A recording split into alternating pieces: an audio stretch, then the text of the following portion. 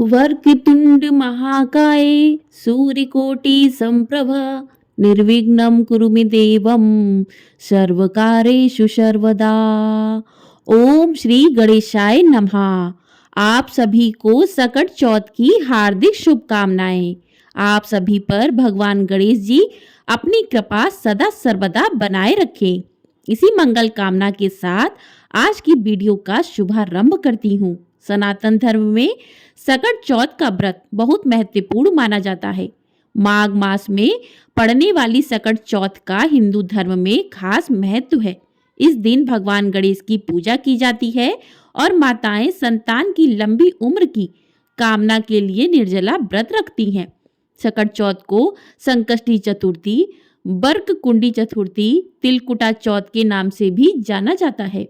संकष्टी चतुर्थी का व्रत वैसे तो हर महीने में होता है, लेकिन माघ महीने में पड़ने वाली संकष्टी चतुर्थी की अलग ही महिमा है। संकष्टी का अर्थ संकटों को हरने वाली चतुर्थी होता है। महिलाएं अपने संतान की दीर्घायु और खुशहाली की कामना के लिए यह व्रत रखती हैं। इस दिन भगवान गणेश की विधि विधान से पूजा की जाती है और उन्हें तिल के लड्डू चढ़ाए जाते हैं। सकट चौथ का व्रत माघ मास के कृष्ण पक्ष की चतुर्थी तिथि के दिन पड़ता है और इस दिन ऐसी मान्यता है कि व्रत रखने से व्यक्ति को सभी कष्टों से छुटकारा मिल जाता है। इस दिन दान पुण्य करने का भी विशेष महत्व है। तो आज मैं आप सभी को सकट चौथ के दिन सुनी जाने वाली भगवान गणेश और चौथ माता की कथा सुनाऊंगी। आप सभी लोग बड़ी ही श्रद्धा और प्रसन्न चित मन से इन कथाओं का रसपान कीजिएगा। अब आइए सुनते हैं सकट चौथ की पौराणिक कथा। बहुत समय पहले की बात है। एक गांव में एक अंधी बुढ़िया रहती थी जो भगवान गणेश की परम भक्त थी। आंखों से भले ही दिखाई नहीं देता था, परंतु वह सुबह शाम गणेश जी की वंदनी से मग्न रहती थी। नित्य गणेश जी की प्रतिमा के आगे बैठकर उनकी स्तुति करती थी, भजन गाती व समाधि में लीन रहती। गणेश जी बुढ़िया की भक्ति से बड़े प्रसन्न हुए। उन्होंने सोचा, यह बुढ़िया नित्य हमारा स्मरण करती है, परंतु बदले में कभी कुछ नहीं मांगती। भक्ति का फल तो उसे मिलना ही चाहिए। ऐसा सोचकर गणेश जी एक दिन बुढ़िया के सम्मुख प्रकट हुए और बोले कि माई, तुम हमारी सच्ची भक्त हो। जिस श्रद्धा और विश्वास से हमारा स्मरण करती हो, हम उससे प्रसन्न हैं। अब तुम जो वरदान चाहो हमसे मांग सकती हो। बुढ़िया बोली, हे प्रभु, मैं तो आपकी भक्ति प्रेम भाव से करती हूँ। मांगने का तो मैंने कभी सोचा ही नहीं, अतः मुझे कुछ नहीं चाहिए। गणेश जी पुनः बोले कि हम वरदान देने के लिए आए हैं। बुढ़िया बोली कि हे सर्वेश्वर, मुझे मांगना तो आता नहीं। अगर आप कहें तो मैं कल मांग लूंगी, तब तक मैं अपने बेटे व बहू से भी सलाह कर लूंगी। गणेश जी कल आने का वादा करके वापस लौट गए। बुढ़िया का एक पुत्र व बहू थे। बुढ़िया ने सारी बात उन्हें बताकर सलाह मांगी। बेटा बोला, माँ तू गणेश जी से ढेर सारा पैसा मांग लो, हमारी गरीबी दूर हो जाएगी और सब सुख चैन से रहेंगे।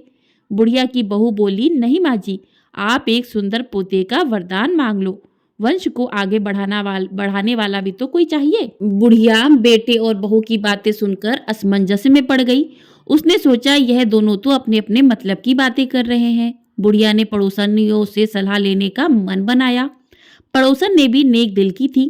उसने बुढ़िया को समझाया कि तुम्हारी सारी जिंदगी दुखों में कटी है, अब जो थोड़ा जीवन बचा है वह तो सुख से व्यतीत हो जाए। धन अथवा पोते का तुम क्या करोगी? अगर तुम्हारी आंखें ही नहीं हैं तो यह सांसारिक वस्तुएं तुम्हारे लिए व्यर्थ हैं, इसलिए तुम अपने दोनों आंखें मांग लो। बुढ़िया घर लौट आई। बुढ़िया और भी सोच में पड़ गई। उसने सोचा, कुछ ऐसा मांग लूं जिससे मेरी बहू व बेटे सबका भला हो जाए। लेकिन ऐसा क्या हो सकता है? इसी उधेड़ बुन में सारा दिन व्यतीत हो गया। बुढ़िया कभी कुछ मांगने का मन बनाती तो कभी कुछ, परंतु कुछ भी निर्धारित न कर सकी। दूसरे दिन गणेश जी पुनः प्रकट हुए तथा बोले, आप जो भी मांगोगी वह हमारी कृपा से हो जाएगा, यह हमारा वचन है। गणेश जी के पावन वचन सुनकर बुढ़िया बोली, गणेश जी महाराज, यदि आप मुझसे प्रसन्न हैं तो कृपया मुझे मन इच्छित वरदान दीजिए। मैं अपने पोते को सोने के गिलास में दूध पीते देखना चाहती हूँ। बुढ़िया की बातें सुनकर गणेश जी उसकी सादगी व सरलता पर मुस्कुरा दिए। बोले, माई, तुमने तो मुझे ठग ही लिया। मैंने तुम्हें एक वरदान मांगने के लिए बोला, परंतु तुमने तो एक वरदान में ही सब कुछ मांग लिया। तुमने अपने लिए लंबी उम्र तथा दोनों आंखें मांग ली, बेटे के लिए धन व बहू के लिए पोता भी मांग लिया। पोता होगा, ढेर सारा पैसा होगा, तभी तो वह सोने के गिलास में दूध पिएगा। पोते को देखने के लिए तुम जिंदा रहोगी, तभी तो देख पाओगी। अब देखने के लिए दो आंखें भी देनी ही पड़ेंगी। फिर गणेश भगवान बोले, जो तुमने मांगा वह सब सत्य होगा। ऐसा कहकर गणेश जी अंतर ध्यान हो गए। कुछ समय बाद गणेश जी की कृपा से बुढ़िया के घर पोता हुआ। बेटे का कारोबार चल निकला तथा बुढ़िया की आंखों की रोशनी वापस लौट आई। बुढ़िया अपने परिवार सहित सुखपूर्वक जीवन व्यतीत करने लगी। हे गणेश जी महाराज, जैसे आपने बुढ़िया पर कृपा की, वैसे ही सभी पर अपनी कृपा करना। बोलिए गणेश भगवान की जय। आइए अब सुनते हैं दूसरी पौराणिक कथा। एक बुढ़िया थी। उस बुढ़िया का एक बेटा था जिसका नाम था रामनाथ। रामनाथ धन कमाने के लिए परदेश चला गया। बुढ़िया अपने पुत्र के विदेश जाने के बाद बहुत चिंतित और दुखी रहने लगी, क्योंकि उसकी बहू उसे प्रायः नित्य खरी खोटी सुनाया करती थी। इसलिए बुढ़िया प्रतिदिन चिंतित और उदास रहती और घर के बाहर स्थित कुएं पर बैठकर रोया करती थी। बुढ़िया का यह क्रम रोज चलता रहा। एक दिन कुएं में से दिए की माँ नामक एक स्त्री निकली और उसने बुढ़िया से पूछा, बूढ़ी माँ, तुम इस तरह बैठकर क्यों रोती हो? तुम्हें किस बात का कष्ट है? तुम मुझे अपना दुख बताओ, मैं तुम्हारे दुख को दूर करने का प्रयत्न करूंगी। बुढ़िया ने उस स्त्री का प्रश्न सुनकर कोई भी जवाब नहीं दिया और रोती ही रही। दिए की माँ बार बार एक प्रश्न दोहराए जा रही थी। वह बुढ़िया इस बात को झुलझुला उठी। उस बुढ़िया ने दिए की माँ से कहा, तुम मुझसे बार बार ऐसा क्यों पूछ रही हो? क्या सचमुच तुम मेरा दुख जानकर उसे दूर कर दोगी? बुढ़िया की बात सुनकर दिए की माँ ने उत्तर दिया, मैं अवश्य ही तुम्हारे कष्टों को दूर करने का प्रयत्न करूंगी। बुढ़िया ने दिए की माँ का ऐसा आश्वासन पाकर कहा, मेरा बेटा कमाने के लिए परदेश चला गया है। उसके पीछे मेरी बहू मुझे बहुत बुरा भला कहती है। यही मेरे दुख का कारण है। बुढ़िया की बात सुनकर दिए की माँ ने कहा, यहाँ के वन में संकटा माता रहती हैं। तुम अपना दुख उन्हें सुनाकर कष्ट से छुटकारा पाने के लिए प्रार्थना करो। माँ बहुत दयालु हैं, दुखियों के प्रति बहुत सहानुभूति रखती हैं। निसंतानों को संतान, निर्धरों को धनवान, निर्बलों को बलवान और अभागों को भाग्यवान बनाती हैं। उनकी कृपा से सौभाग्यवती स्त्रियों का सौभाग्य अचल हो जाता है। कुंवारी कन्याओं को इच्छित वर की प्राप्ति होती है। रोगी अपने रोग से मुक्त हो जाता है। इसके अलावा जो भी मनोकामना हो वह सभी पूरी हो जाती है। इसमें कोई भी संदेह नहीं है। दिए की माँ की ऐसी विलक्षण बात को सुनकर बुढ़िया संकटा माता के पास गई और उनके चरणों पर गिरकर विलाप करने लगी। संकटा माता ने बड़े ही दयालु होकर बुढ़िया से पूछा, बुढ़िया, तुम किस कारण इतने दुख से बार बार रोती रहती हो? बुढ़िया ने कहा, हे माता, आप तो सब कुछ जानती हो, आपसे तो कुछ भी नहीं छिपा है। आप मेरे दुख को दूर करने का आश्वासन दे तो मैं अपनी दुखद गाथा आपको सुनाऊं। बुढ़िया की बात सुनकर संकटा माता ने कहा, मुझे पहले अपना दुख बताओ, क्योंकि दुखियों का दूर करना ही मेरा काम है। संकटा माता के ऐसा कहने पर बुढ़िया ने कहा, हे माता, मेरा बेटा परदेश चला गया है। उसके घर में ना रहने से मेरी बहू मुझे तरह तरह की बातें सुनाया करती है। उसकी बातें अब मुझसे सहन नहीं होती। इसी कारण परेशान होकर मैं बार बार रोया करती हूँ। बुढ़िया की इस दर्द भरी बातों को सुनकर संकटा माता ने कहा कि तुम घर जाकर मेरे लिए मनौती मांगकर मेरी पूजा करो। इससे तुम्हारा बेटा सकुशल घर वापस आ जाएगा। मेरी पूजा के दिन सुहागिन स्त्रियों को आमंत्रित कर उन्हें भोजन कराना। ऐसा करने से तुम्हारा बेटा अवश्य ही तुम्हारे पास आ जाएगा। संकटा माता के कहे अनुसार उस बुढ़िया ने मनौती मांगकर पूजा की और सुहागिन स्त्रियों को भोजन के लिए आमंत्रित किया। परंतु विचित्र बात यह हुई कि जब बुढ़िया ने स्त्रियों के लिए लड्डू बनाने शुरू किए तो उससे 7 की जगह 8 लड्डू बन गए। इस बात से बुढ़िया बहुत ही असमंजस में पड़ गई। ऐसा होने का क्या कारण है? कहीं मुझसे गिनने में तो कोई गलती नहीं हो रही, अथवा अपने आप 8 लड्डू बन जाने का कोई अन्य कारण है। उसी समय संकटा माता एक वृद्ध स्त्री के रूप में बुढ़िया के सामने प्रकट हुई और बुढ़िया से पूछा, क्यों बुढ़िया, आज तुम्हारे यहाँ कोई उत्सव है क्या? यह सुनकर बुढ़िया बोली, आज मैंने संकटा माता की पूजा की है और सुहागिन स्त्रियों को भोजन के लिए आमंत्रित किया है। किंतु जब गिनकर 7 लड्डू बनाती हूँ तो वे लड्डू अपने आप ही 8 बन जाते हैं। मैं इसी बात से चिंता में पड़ गई हूँ। बुढ़िया की बात सुनकर संकटा माता ने कहा, क्या तुमने किसी बुढ़िया को भी आमंत्रित किया है? बुढ़िया कहने लगी, नहीं, मैंने ऐसा नहीं किया है। परंतु तुम कौन हो? संकटा माता ने कहा, मैं बुढ़िया हूँ, मुझे ही आमंत्रित कर लो। ऐसा सुनकर बुढ़िया ने उस बुढ़िया रूपधारी संकटा माता को भोजन के लिए आमंत्रित कर लिया। इसके बाद बुढ़िया के घर पर सभी आमंत्रित सुहागनें आ पहुंची और बुढ़िया ने सबको लड्डू, अन्य मिठाई आदि का भोजन कराया। इससे संकटा माता उस बुढ़िया पर बहुत प्रसन्न हुई और माता की कृपा से बुढ़िया के बेटे के मन में अपनी माता और पत्नी से मिलने की इच्छा उत्पन्न हुई और वह अपने घर के लिए चल दिया। कुछ दिन बीतने के बाद वह बुढ़िया संकटा माता की पूजा कर सुहागिनों को भोजन करा रही थी कि किसी ने उसके बेटे के आने की सूचना दी, लेकिन बुढ़िया अपने काम में लगी रही। उसने कहा, मेरे बेटे को बैठने दो, मैं सुहागिनों को जिमा कर अभी आती हूँ। बुढ़िया की बहू ने पति के आने का समाचार सुना तो उसी क्षण पति के स्वागत के लिए तुरंत घर की ओर चल दी। लड़के ने अपनी पत्नी को देखकर मन में सोचा कि मेरी पत्नी मेरे प्रति कितना प्रेम रखती है, जो खबर पाते ही मुझसे मिलने आ गई। परंतु मेरी माँ को मुझसे जरा भी प्रेम नहीं है। मेरे आने की खबर पाकर भी मेरी माँ मुझसे मिलने नहीं आई। जब पूजा का काम समाप्त हो गया, सभी सुहागिनें भोजन करके अपने अपने घर को लौट गईं। बुढ़िया अपने बेटे से मिलने के लिए उसके पास पहुंची।